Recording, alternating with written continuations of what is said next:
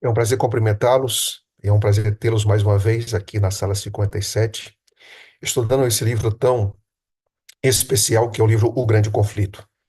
No capítulo de hoje, nós vamos encontrar um título que você já conhece, um tema que talvez você já esteja bem familiarizado, mas é muito bom sempre recapitular, entender, aprofundar e talvez em alguns aspectos retirar algumas dúvidas.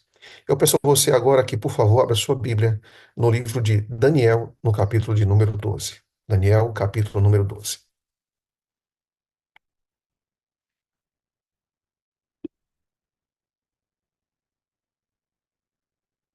Daniel 12 vai nos apresentar duas coisas. Entre tantas coisas, duas coisas eu quero destacar. Primeiro, é a condição que nós teremos antes da volta de Jesus Cristo aqui à Terra. Como nós estaremos como seguidores, como servos, como aqueles que vivem a bendita esperança? E qual será a atitude de Deus em relação ao quadro que nós vamos nos encontrar?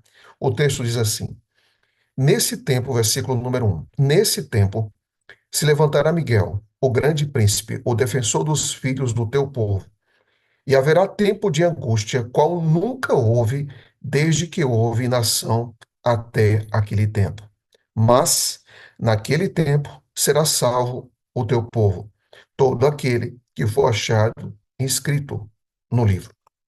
É muito interessante aqui nós percebermos que o texto fala de tempo de angústia e o texto também fala de tempo de salvação. Captou aí? Diz assim, ó, haverá um tempo de angústia, qual nunca houve na história humana. Mas também, o texto também fala que aqueles que estiverem em Cristo, né, aqueles que caminharam com Cristo, eles serão achados no livro do Cordeiro e por isso serão salvos. Pergunta muito simples para nós entendermos aqui. O que é que leva o seu nome e qual a relação do nome escrito com o tempo de angústia? Hoje, o estudo de hoje vai procurar responder isso. Por que passamos pelo tempo de angústia e também qual a relação do nosso nome escrito com o tempo de angústia.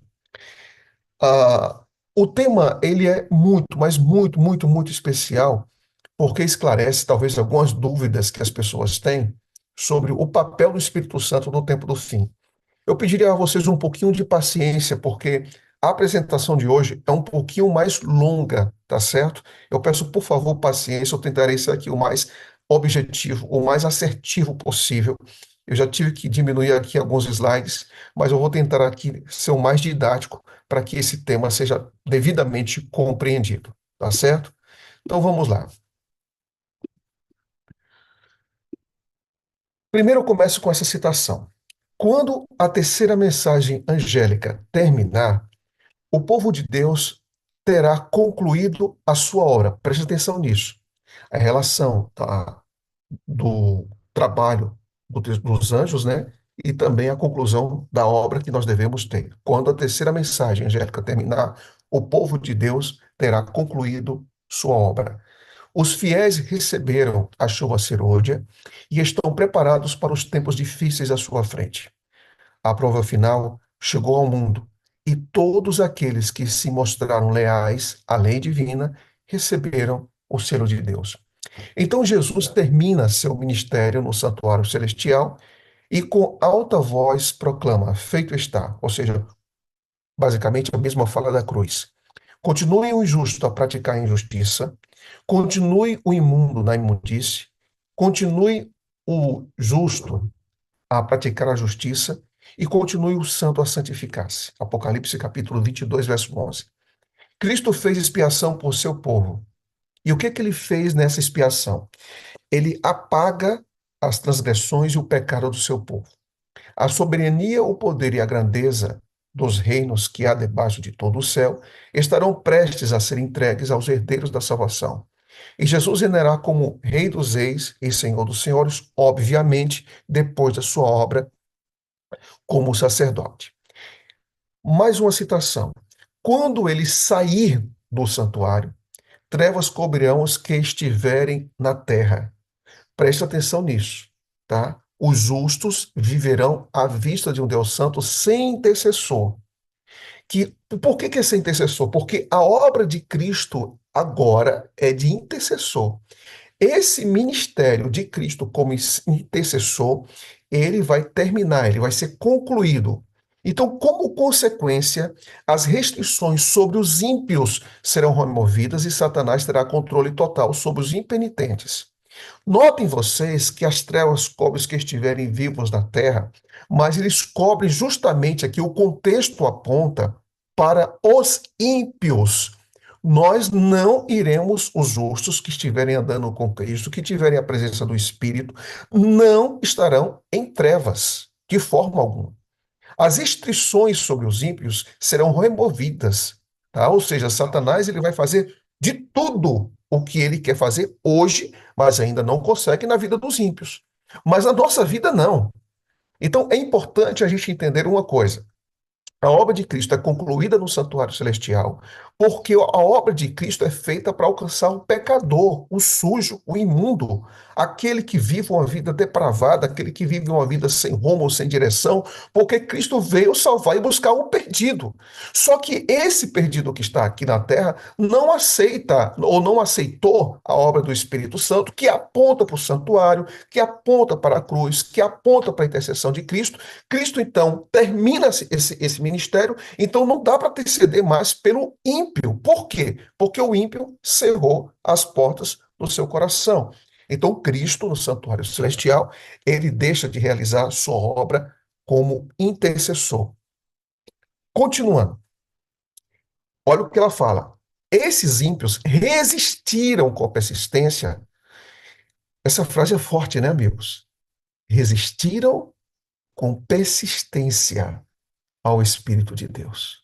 Nossa, significa uma coisa, amigos, que Deus está trabalhando. Daqui a pouco eu volto para a citação novamente. Deus está trabalhando. E Deus trabalha 24 horas. Deus trabalha no coração de cada ser humano deste planeta incessantemente.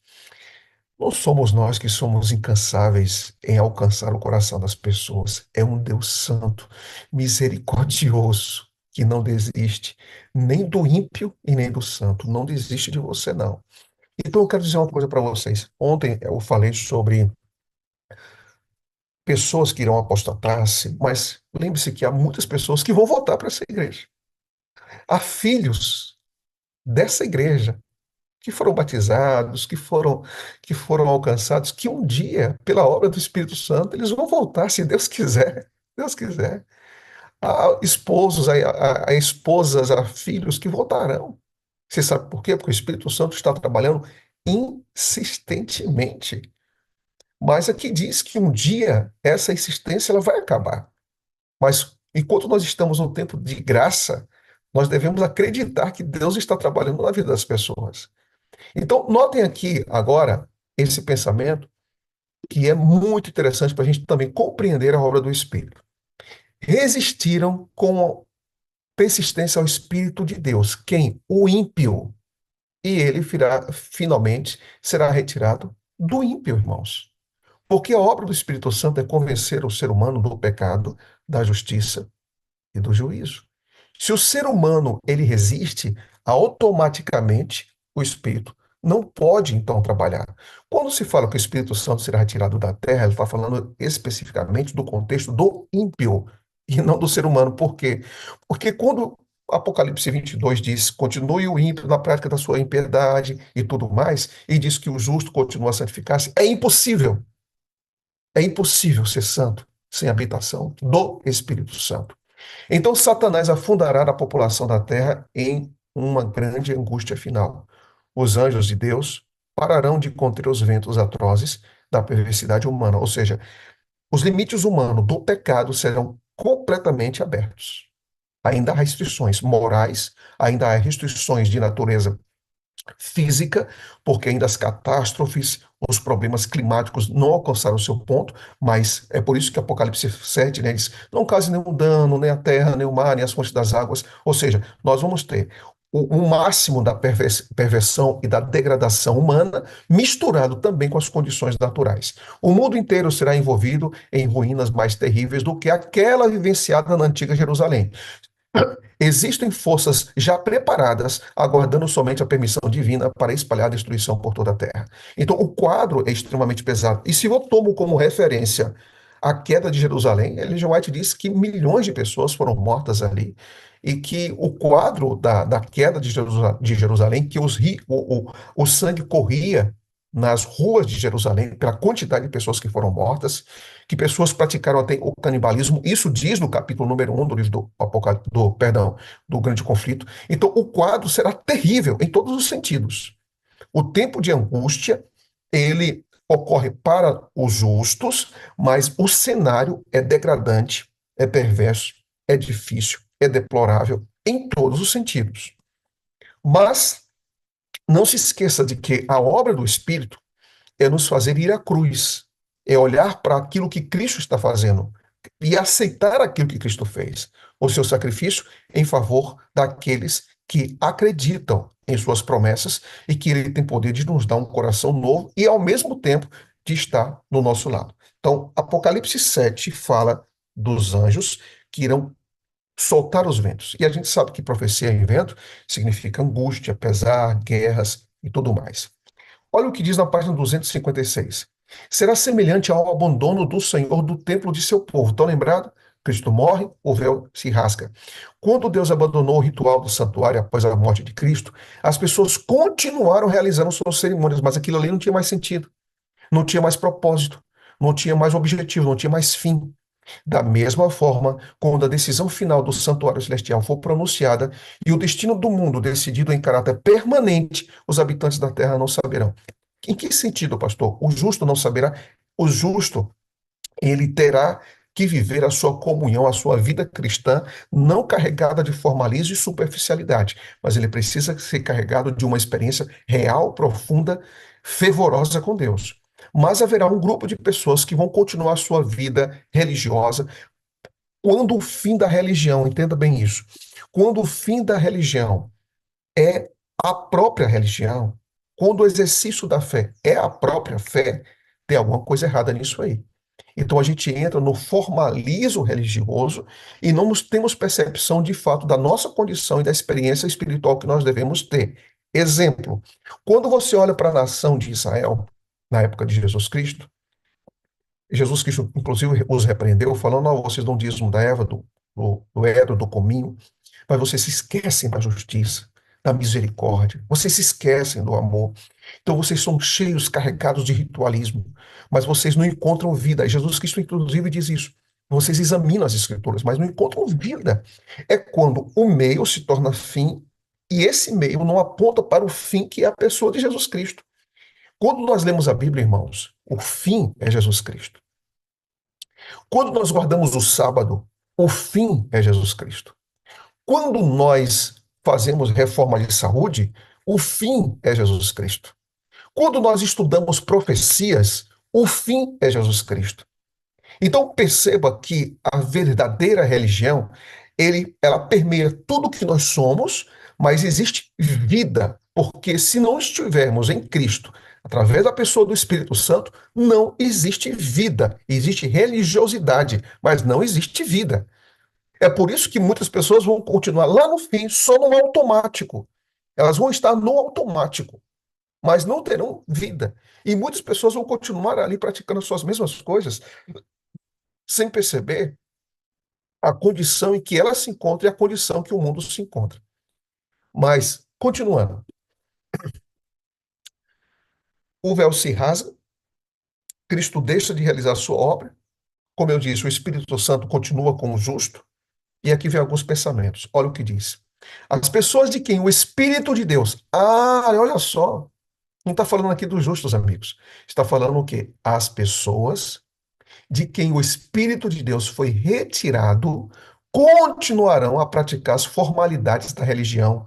O príncipe do mal os inspirará a realizar seus planos perversos. Por quê? Porque muitas pessoas religiosas vão perseguir os santos nos últimos dias. São pessoas religiosas que vão se agregar juntamente com os ímpios também. Mas aqui está dizendo que o Espírito de Deus foi retirado, tá, daqueles que não têm a procura genuína pela vida, mas jamais será retirado de você. Jamais será retirado de você. Bem, por isso que a, o tempo de angústia, ele é caracterizado por uma coisa, né? Nossa dependência completa de Deus. Só que nós vamos ser provados nessa dependência. É isso que o capítulo diz. A marca é dependência total de Deus, mas nessa dependência se usa aí, o exemplo da angústia de Jacó, e a gente vai entender um pouquinho mais isso daqui a pouco. Um decreto finalmente será promulgado contra aqueles que honram o sábado, do quarto mandamento. Aqui agora, quando o sábado virá então aquele ponto de toque decisivo, então vem a perseguição. E é o que diz, denunciando-os e depois de certo tempo, dando permissão para que as pessoas o matem. Ou seja, tempo de angústia, tempo de ameaça de morte, uma catástrofe ou catástrofes naturais que vão acontecer, que na verdade são sobrenaturais, porque tem intervenção do inimigo e os limites que Deus retirou. O povo do Senhor será mergulhado naquelas cenas de angústia, que a Bíblia chama de tempo de angústia de Jacó, que está aí, faz um paralelo de Gênesis 32 com Jeremias, capítulo número 30. Agora, por que que o tempo de angústia é chamado tempo de angústia de Jacó? Aqui diz, no episódio bíblico do encontro de Jacó com José, Jacó se viu na seguinte situação. A única esperança de Jacó estava na misericórdia de Deus. Ponto. Era a única coisa. E eu vou explicar isso daqui a pouco. Sua única defesa seria a oração, a sós com Deus. Confessou seu pecado com arrependimento profundo. A crise havia chegado em sua vida nas trevas, ele continuou a orar. Jacó precisava ter a certeza de que havia sido perdoado. Jacó confessou sua fraqueza e indignidade, e, porém, ele confiava na misericórdia de Deus que cumpre sua aliança. Por meio do arrependimento e da entrega do eu, aquele mortal pecador recebeu o que mais queria da majestade do céu, que era a certeza do perdão. E assim como Satanás acusou Jacó, que ele era ímpio, de que ele era mentiroso, de que ele era enganador, ele lançará acusações contra o povo de Deus, mas aqueles que guardam os mandamentos do Senhor existirão a sua supremacia. Jacó ali está passando o tempo de angústia dele e ele luta desesperadamente contra o anjo. É interessante nós percebemos que ele está em fuga. Jacó está em fuga e nós também estaremos em fuga. Fuga de quem? Fuga dos ímpios. Jacó estava em fuga e Jacó lembrava do seu passado. Nós estaremos em fuga e nós vamos lembrar do nosso passado. Só que o nosso passado vai estar presente ali. Cada um de vocês, cada um de nós. Me permita aqui para que eu enxergue aqui um pouco melhor vocês. Cada um de nós, irmãos, cada um de nós vamos ter as nossas, as nossas lembranças dos nossos pecados ressaltados. E Satanás sabe qual é a tendência de cada um de nós, viu? Satanás sabe qual é a tendência de cada um de nós. De todos nós, ele sabe. Ele sabe dos meus, dos seus, ele sabe de todos. E qual é a tentativa dele? A tentativa dele é de fazer com que aquela luta que você tem, que você carrega por anos, que você já pediu perdão a Deus e que você cai de novo, que você tropeça, com os problemas externos que vão estar envolvendo vocês e a nós, com os problemas internos. Será que eu fui perdoado? Você já passou por isso? Você pedir perdão a Deus, inclusive tem crente que cai, erra, aí pede perdão sobre o mesmo pecado a Deus, de manhã, à tarde e à noite, né? Por quê? Porque ele tem dúvida se ele está perdoado ou não. E tem pessoas que passam por um pecado aí terrível, né, na cabeça deles, são removidos da igreja, voltam, são batizados, são rebatizados, e às vezes as pessoas elas querem viver uma vida tão piedade, tão piedosa na igreja, para ter certeza de que foram perdoadas.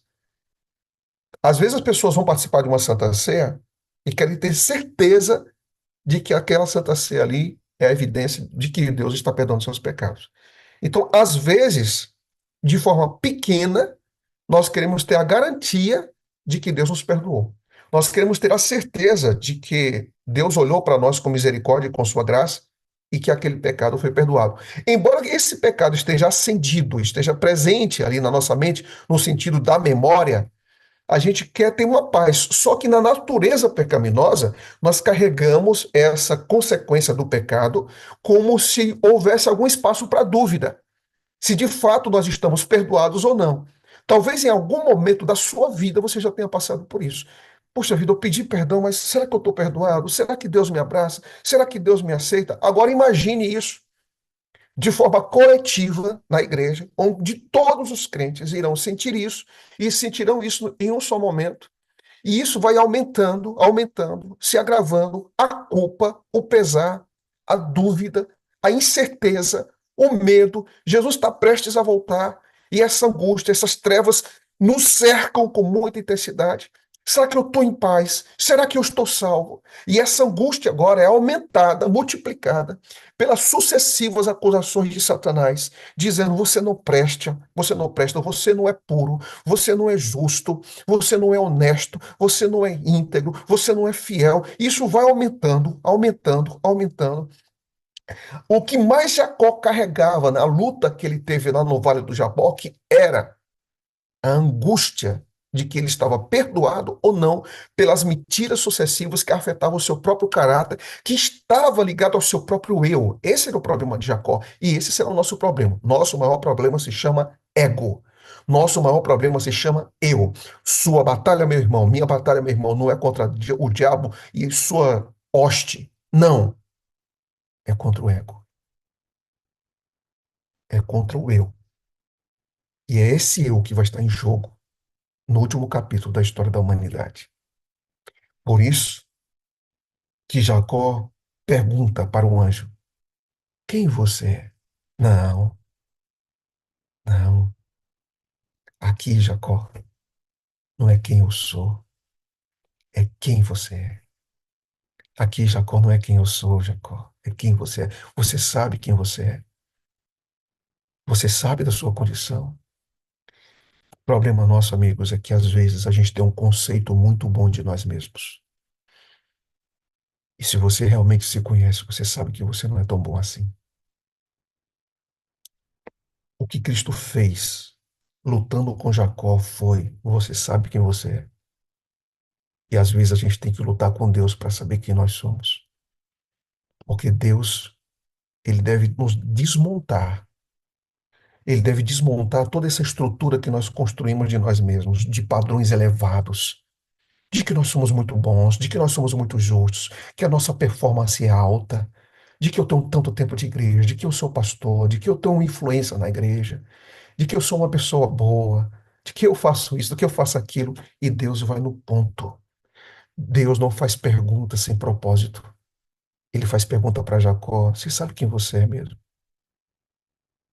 Você sabe? Você está lembrado que o seu pai perguntou quem você era e você disse que você era seu irmão? Você está lembrado?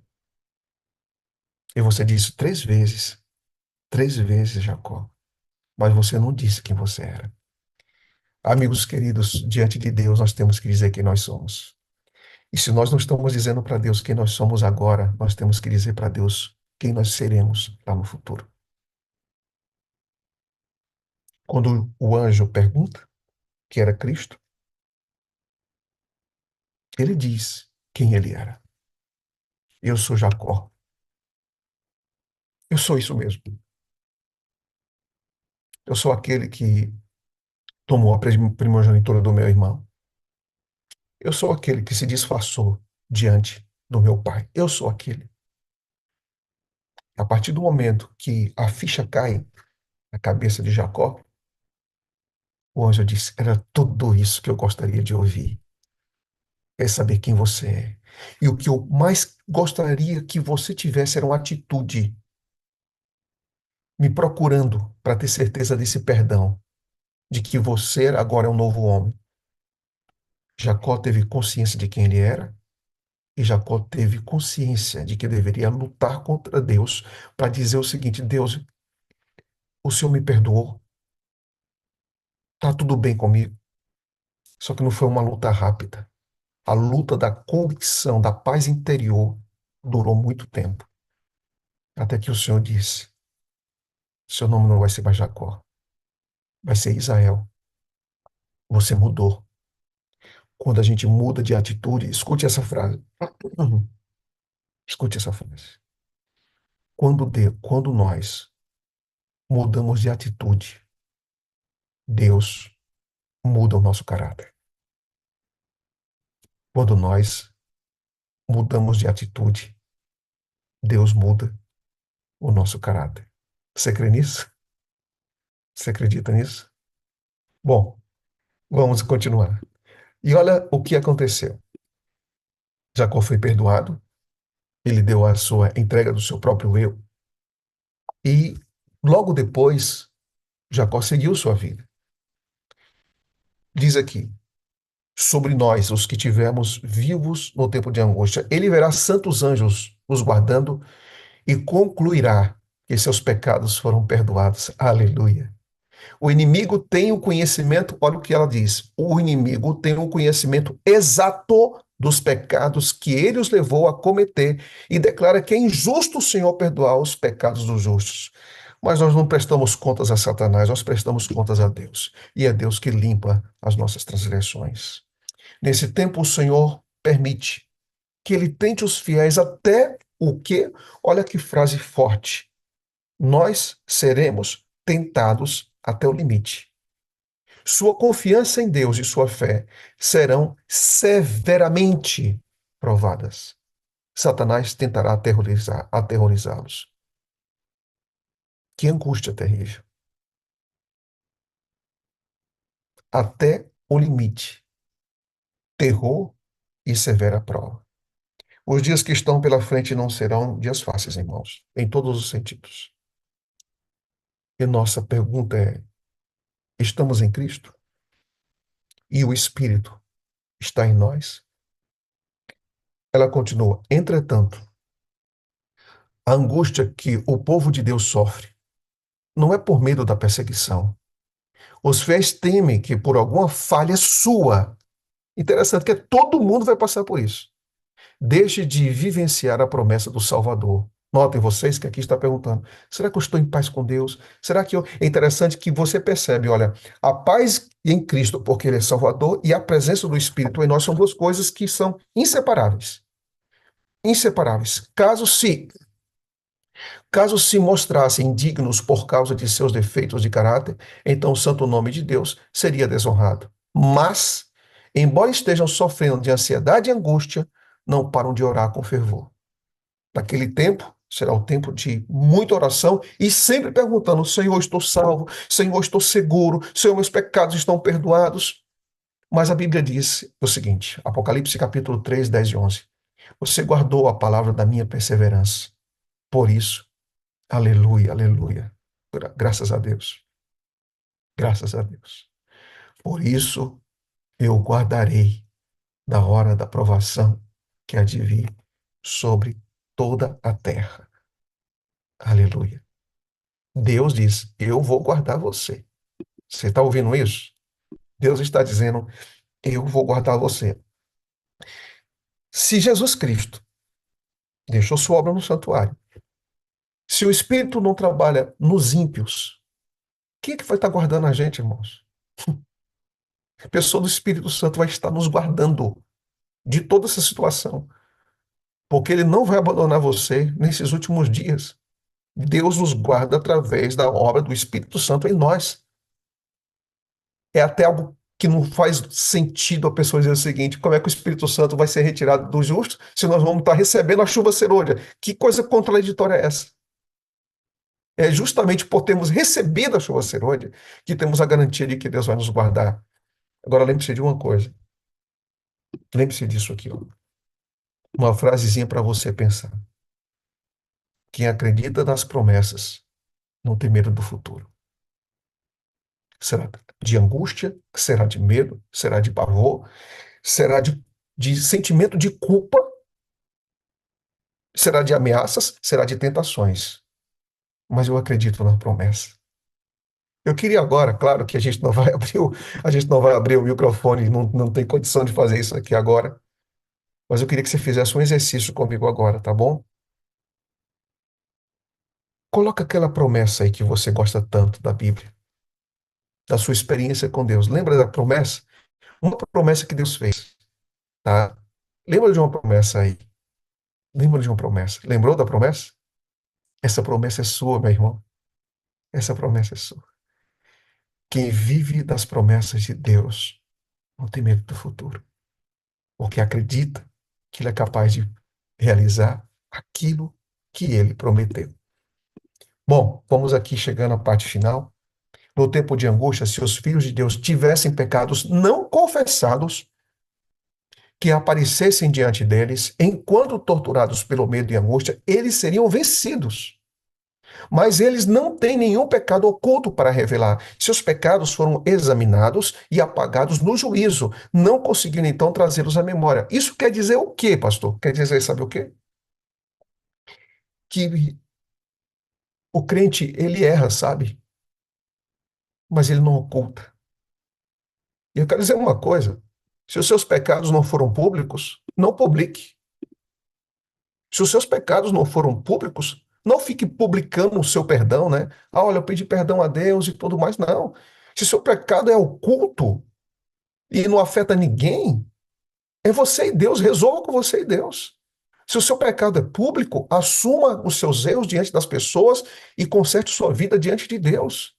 Mas aqui está falando de pessoas que tinham pecados ocultos que não confessavam esses pecados diante de Deus. A Bíblia fala isso, irmãos. Aquele que comete pecado, mas confessa a sua transgressão, ele é perdoado. Então, não existe nenhum tipo de pecado que Deus não perdoa. Deus aceita a confissão de qualquer pecado, mas Deus não pode fazer nada por pecados que não são confessados. Deus não pode fazer absolutamente nada por pecados que são confessados. Mas para os pecados serem confessados, eu tenho que reconhecer esses pecados. E quem faz reconhecer os pecados é a pessoa do Espírito Santo. Então, eu reconheço, eu confesso, e pela ajuda de Deus eu vou abandonar esses pecados. Mas agora, se eu não reconheço, eu não posso de forma alguma confessar os pecados que possam existir em minha vida. Por isso, diz o seguinte: Satanás vencerá todos aqueles que justificam os próprios pecados. E o problema de justificar os próprios pecados é ter um conceito excelente de nós mesmos. É termos um conceito muito bom de nós mesmos. Ou que omitiram esses pecados, permitindo que permaneçam nos livros do céu, sem que sejam confessados e perdoados. É impossível o nome estar escrito no livro do Cordeiro se não for confessado e perdoado. A história de Jacó também ensina que Deus aceitará todo impenitente, perdão, todos os impenitentes arrependidos verdadeiramente. Ninguém que confesse seus pecados a Deus será abandonado. Ninguém que diga Deus eu dependo do Senhor será esquecido. Absolutamente ninguém. O tempo de angústia e aflição exigirá de nós uma fé capaz de suportar. E aqui diz: cansaço, demora e fome. O que eu vou ter pela frente, pastor? Cansaço, demora e fome. Uma fé que não desfaleça, mesmo que seja gravemente provada. A sua fé vai ser provada, meu irmão. E eu quero dizer uma coisa para vocês. Por favor, não viva o cristianismo que qualquer coisa se dói por qualquer coisa. E eu sei que a Cela 57 é uma indústria espiritual de produzir gente forte. Gente que ora, gente que pede o batismo no Espírito Santo todos os dias. Agora, a gente não pode ser crente que qualquer coisa se magoa, qualquer coisa deixa a igreja, o pastor não falou comigo na porta, agora eu não vou mais para a igreja, o pastor não me visita agora. Seja crente maduro. Seja crente maduro. Crente que lê Bíblia, crente que tesoura a palavra do Senhor no seu coração, crente que canta, crente que se conecta com Deus, crente que lê o Espírito de profecia, crente que tem rocha em seus pés. Porque se a gente, às vezes, por qualquer coisa, a gente se fere, a gente se machuca, a gente se desanima, imagina como será quando tudo estiver contrário à nossa fé e ao nosso trabalho. Então, pela graça de Deus, seja forte, seja resistente. Quando eu entrei nessa igreja, me chamaram para trabalhar. Eu fui batizado em outubro e aí fui para o ENA em dezembro, 2 meses depois. E eu pensando que eu trabalhar em um lugar bom, me colocaram para trabalhar na vacaria. Eu pensando que eu ia acordar tarde, me colocaram para acordar 3:30 da manhã. E longe de casa, férias, Natal, Ano Novo. Aí eu pegava o carrinho de leite, e ali, para quem conhece o Enas, sabe que, misericórdia, você saía ali da vacaria, passando pela Praça Central, para subir para a cantina, que ali é uma ladeira que parece uma parede. Aí eu tinha que pegar o carrinho, olhar aquela ladeira. Aí eu disse, eu tinha que pegar força lá atrás, né? Pegava aquelas sandálias, um garoto, né? Pegava aquelas sandálias, havaiana, e eu fazia aquele diria o seguinte, era o kit para subir a ladeira. Aí eu pegava a sandália havaiana, você já fez isso, né? Quando era menino, né? Aí você pega a sandália havaiana e coloca assim no braço uma, aí pega a outra, não sei nem para que serve aquilo ali, mas a gente fazia para não estar atrapalhando os pés. Eu colocava aqui na outra, né? Aí eu olhava a ladeira, eu disse, eu vou pegar aqui força. E às vezes chovia e eu subia aquilo ali. Às vezes eu caía, às vezes eu ralava, mas eu dizia, eu vou subir. Eu estava me ensinando ali naquele momento ali, sabe? Eu estava me educando, porque eu não estava vendo só os 2 bujões de leite para ser colocado lá em cima, na cantina. Eu estava dizendo para mim mesmo, você está aqui, longe de casa, longe dos seus amigos, num lugar desconhecido, acordando de madrugada, estudando, porque você sabe que Deus tem planos para você. E eu pegava aquilo ali e usava como uma comparação. A ladeira, a madrugada, a saudade da família. Eu não posso parar, eu não posso desistir. Eu não posso ficar no meio dessa ladeira. Eu tenho que ir até o topo. Eu tenho que ir até o topo. Escuta uma coisa. Na vida cristã, não pare no meio da ladeira. Você vai escorregar, você vai sangrar, você vai ter perdas, mas você tem que ser forte. E Deus quer que você tenha uma vontade que seja solidificada pelas experiências difíceis da sua vida. O que você está passando hoje, algumas dificuldades, é para que Deus prepare você para coisas que virão lá na frente. Deus, ele é especialista em preparar pessoas para o seu reino, mas ele prepara pessoas, muitas vezes, na dor, nas angústias da vida, nas perdas da vida, nas incompreensões da vida, para nos tornar fortes, para que o nosso testemunho alcance outras pessoas para dizer, irmãos, eu sei que você está ferido, eu sei que você está machucado, mas vamos caminhar juntos, porque Deus fez isso, isso, isso em minha vida, e Ele é capaz de fazer o mesmo por você. Você acredita nisso? Você acredita nisso? O que você passa é para que Deus torne você um homem e uma mulher melhor. Não vivam uma vida de vítima e não vivam uma vida de desculpa, mas vivam uma vida de dependência e vivam uma vida perdoada. Uma vida que você sabe que Deus não erra em nenhum capítulo da sua vida. E Ele está preparando você, não para ter uma vida melhor, Deus está preparando você para a eternidade. E tudo que você passa está construindo em você um homem e uma mulher melhor. Vamos para o final, então. Compreendendo isso, amigos, diz o seguinte: agora, enquanto o nosso sumo sacerdote faz expiação por nós, devemos buscar aperfeiçoamento em Cristo. É agora, é agora. Sobre a vida imaculada do Filho de Deus, em que Satanás não encontrava acesso para a queda, Ellen G. White afirma: essa é a condição necessária para que seja possível permanecer em pé no tempo de angústia. Ah, é? O que é que ela está dizendo aqui? Que a única condição que nós temos para permanecer em pé no tempo de angústia é caminhar com Jesus Cristo, é termos um caráter como o dele. E você não tem isso sozinho. Você só tem seu Espírito Santo habitar em você. Você não tem isso sozinho. O Senhor se esquecerá do seu povo nesta hora difícil? Agora aqui é retórica, né? Pergunta. Ele se esqueceu de Noé? Ele se esqueceu de Ló? De José? De Jeremias? Ou de Daniel, que foi o texto inicial de hoje? Embora inimigos possam colocá-los na prisão, as paredes do calabouço são incapazes de interromper a comunicação, aleluia, entre seu coração e o de Cristo. É impossível. A gente vai estar preso, meu irmão. Mas no céu, as portas estarão abertas, ouvindo as orações dos servos do Senhor.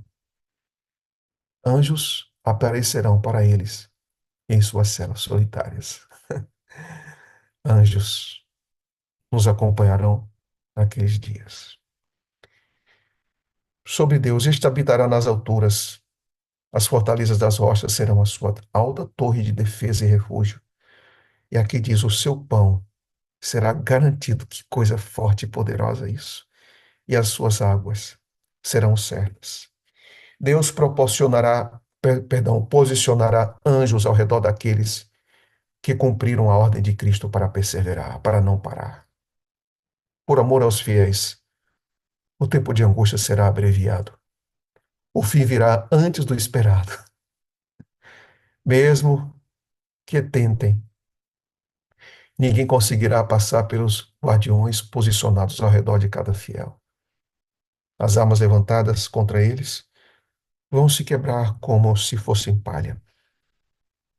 Outros serão defendidos por anjos com aparência de soldados. Enquanto os lutadores clamam ao Senhor, o céu brilha com o raiar do dia eterno. Como a melodia de músicas angelicais chegam aos ouvidos as palavras. O auxílio estará a caminho. A voz de Cristo soa dos portões abertos. Eis que estou com vocês. Não tenham medo. Lutei a batalha em seu lugar e em meu nome vocês são mais que vencedores. Essa é a vitória nossa. Essa é a sua vitória.